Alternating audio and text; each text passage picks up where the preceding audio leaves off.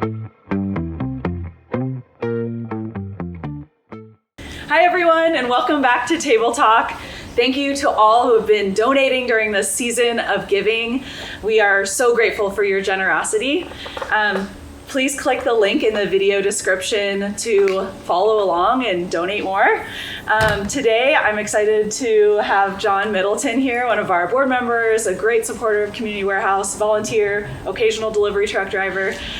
So John, would you like to share a little bit about yourself and how you got connected to Community Warehouse? Sure. So I moved here when I was 12 years old. I've been here for way too long, but I love it. And I've always been in the Northeast area, and when the estate store opened, I would notice it driving down MLK, and I would stop in and shop. Didn't think much about it. And then I was in a business organization with a former board member, and she suggested that I come and do some work here. And I really fell in love with the entire mission and the idea of it. Transportation was my game. So that's why I'm out delivering sometimes. And it's just been an amazing experience. And I try to encourage anyone that will listen to me talk about it to get involved. Thanks so much. We're just so grateful for all the ways that you've been involved with Community Warehouse and all the support you give and for your work on the board. Earlier this year, we shared our 2023 through 2026 strategic plan, which viewers can find on our website and maybe in some links in the video. Essentially, Community Warehouse needs to grow in order to support the needs of our clients and our neighbors who are moving into housing. There's been a big uptick. In the good side of news is a lot more folks are moving into housing than ever before. There's been a big ramp up in our region to help serve people and provide the services that are really needed. And that includes Community Warehouse. So when folks get housing, they need furniture. And we're really committed to grow and meet this need in our community in ways that reflect our values of accessibility, of adaptability, sustainability, transparency, and respect. And community, which is what we do. So I'd love to talk a little bit more with John about some of the ways that we're really striving to scale up and meet this demand. So we definitely need a new location so that we can meet this expanding demand. One of the things that we desperately also need is gifts from you folks and giving from you folks. And that can come in a variety of forms. A monthly donation is always welcome, but we really need your stuff too, and your friends' stuff, and your neighbors' stuff. Mm-hmm. We need chairs and tables and couches and mattresses. Yes, we take mattresses, and we need them. Everyone needs a bed to sleep on. And sheets and plates and silverware and all the little kitchen household items and things that you would normally have in your house. So we need more of those, and we need you to spread the word about our need for those so that we can continue to serve an ever-expanding group of people that are getting into housing. Yep, thanks, John.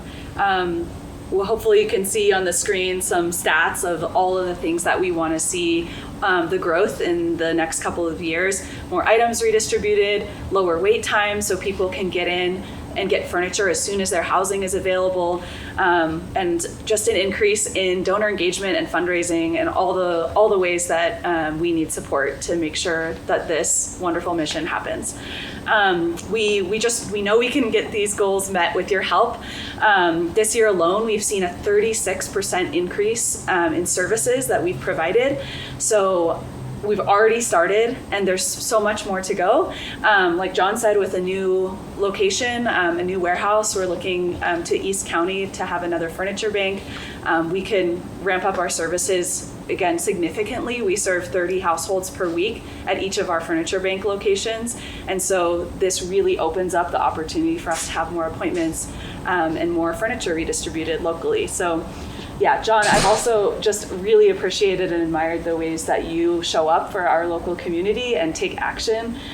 Sometimes it can feel, some challenges in our community can feel insurmountable, like homelessness, how can I make an impact in that? And it can make people feel hopeless or helpless about the situations going on.